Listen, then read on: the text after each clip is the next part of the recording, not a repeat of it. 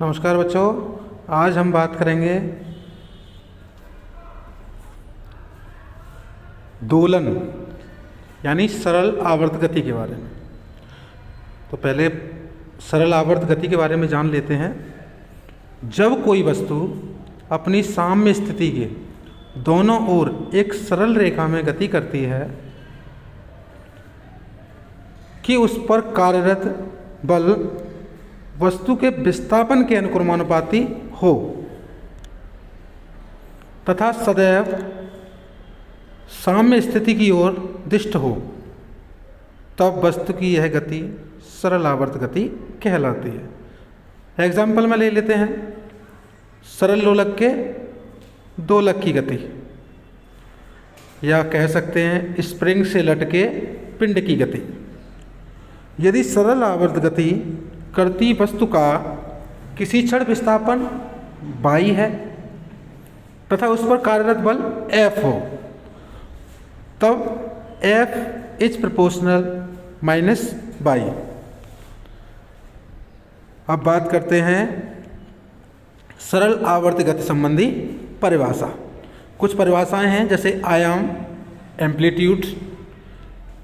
इसको कह सकते हैं सरल आवर्ती करते हुए कण का उसकी माध्य स्थिति से किसी एक ओर अधिकतम विस्थापन सरल आवर्ती गति का आयाम कहलाता है।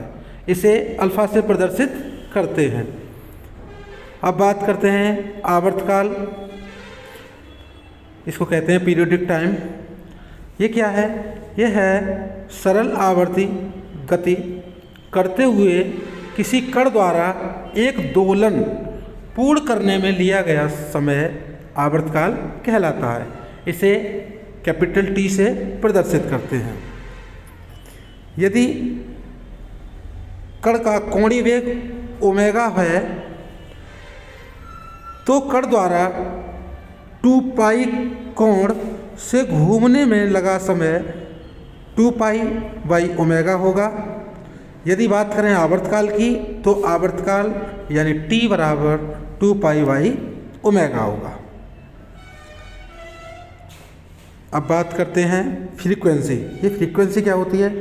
तो सरल आवर्ती गति करते हुए कण द्वारा 1 सेकंड में पूर्ण किए गए दोलनों की संख्या को उसकी आवृत्ति कहते हैं।